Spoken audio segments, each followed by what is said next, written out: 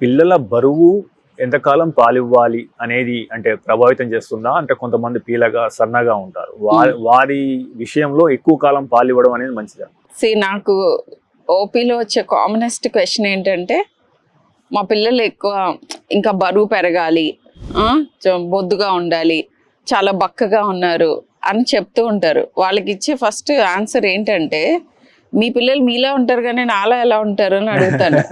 So అందరికీ నాలాగా రోలీ పోలీగా ఉన్న బేబీసే ఉండాలి అని అంటే కుదరదు. చాలా వరకు అవి జెనెటిక్స్. తల్లిదండ్రులు ఎలా ఉంటారో యూజువల్గా రూపం, వాళ్ళ సైజ్, షేప్, వాట్ ఎవర్ చాలా వరకు ఫ్యామిలీస్నే ఫాలో అవుతారు. బట్ మీ వరకు ఏం చేయగలుగుతారు అని అంటే అవన్నీ మేము సలహాలు ఇస్తాము. And coming back to your question, breast milk ఎక్కువ రోజులు ఇవ్వటం మూలాన వాళ్ళు బలంగా దృఢంగా ఉంటారా? ఎస్, డెఫినెట్గా వాళ్ళ బెస్ట్ ఆఫ్ ద హెల్త్లో ఉంటారు. ఎక్కువ కాలం అని అనను. ఇప్పుడు ఇండియన్ అకాడమీ ఆఫ్ పీడియాట్రిక్స్ కానీ అన్ని పీడియాట్రిక్ అకాడమీస్ ఒప్పుకున్నది ఏంటంటే 2 years వరకు బ్రెస్ట్ మిల్క్ ఇవ్వటం is good for the baby. So but at the same time 10 months తర్వాత డే టైం బ్రెస్ట్ మిల్క్ ఇవ్వకూడదు. ఫుడ్ తినరు. Okay. Night time breast feeding and day time focus on food. First birthday వచ్చే టైంకి తల్లి ఇంట్లో కంప్లీట్గా, ఇంట్లో లేకపోవటం అని అనను, అదే నెగిటివ్ కనోటేషన్, తల్లి పాల మీద ఏ రకమైన అతని డిపెండెన్స్ ఉండకూడదు డే టైం. సో అప్పుడు ఆ చైల్డ్కి కరెక్ట్గా ఫుడ్ జర్నీ కంప్లీట్ అయిందని చెప్తాం. సరే, 2 years కంప్లీట్ అయిన తర్వాత అంటే సహజ సిద్ధంగా పాలను మాన్పియాలంటే అంటే ఏం పద్ధతులు పాటించాలి? ఇది one of the toughest things in paediatrics. ఏంటంటే తల్లి పాలు ల్యాచింగ్ ఆన్ అంటాం. పుట్టిన బేబీ బ్రెస్ట్ మీద ల్యాచ్ ఆన్ అయ్యి చక్కగా సక్ చేసి తల్లి పాల మీదే తను మెయింటైన్ చేసుకోవటం ఎంత కష్టమో, దీనికి 2 కష్టం మాన్పించటం. ఓకే. ఎందుకంటే రైట్ టైంలో, నేను అందుకే ఇందాక చెప్పినట్టుగా ఫుడ్ ఇంట్రొడక్షన్ కరెక్ట్ టైంలో వెళ్ళాలి, 6 months కంప్లీషన్.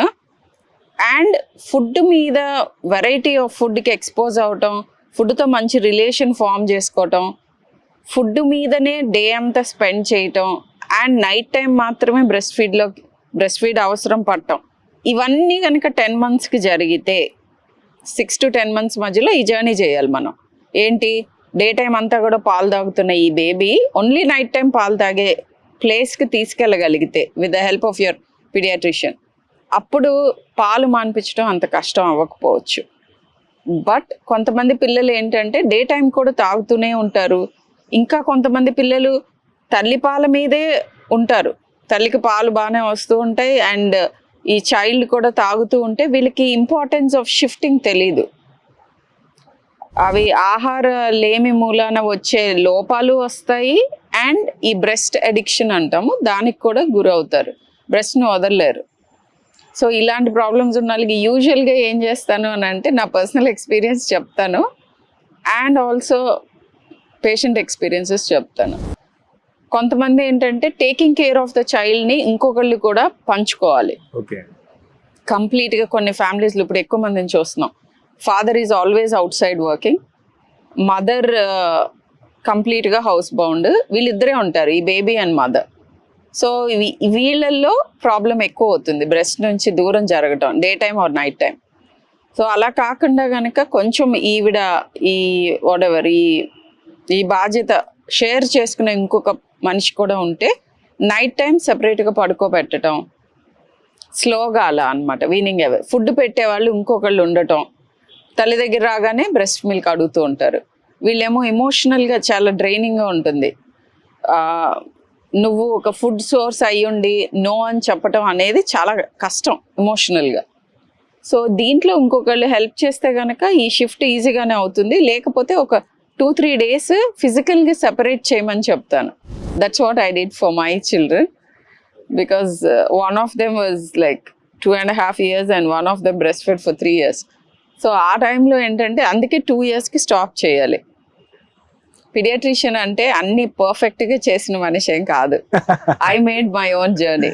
ఓకే. సో అది ఫిజికల్గా సెపరేట్ చేయటం ఒకటి, అండ్ పక్క రూమ్లో పడుకోబెట్టడం, ఇంకొకళ్ళు టేక్ కేర్ చేయటం, మెల్లగా గ్లాస్లోకి పాలు తాగటం షిఫ్ట్ చేయటం, ఫస్ట్ సిపి కప్పు తర్వాత గ్లాస్లోకి పంపించటం, ఇట్లా అన్నమాట ఎంగేజ్ చేయటం. అండ్ తల్లి బ్రెస్ట్ ఫీడింగ్ టైంలోనే కాకుండా అదొక్కటే వాళ్ళిద్దరు కాంటాక్ట్ పాయింట్ అవ్వకుండా ఆడుకోవటం, ఇట్లాంటి వాటితో కూడా ఆ ఇమోషనల్ బాండ్ తెగిపోతుందేమో అనే భయం ఉంటుంది చైల్డ్కి. ఆ భయాన్ని వేరే విధంగా సాటిస్ఫై చేస్తే బ్రెస్ట్ని వదిలేస్తారు. మీరు తీసుకునే అదే మందులు, అదే నాణ్యమైన మందులు, కానీ సగం ధరకే. అవును, మెడ్ ప్లస్ బ్రాండ్స్ పై 50 to 80% తగ్గింపు.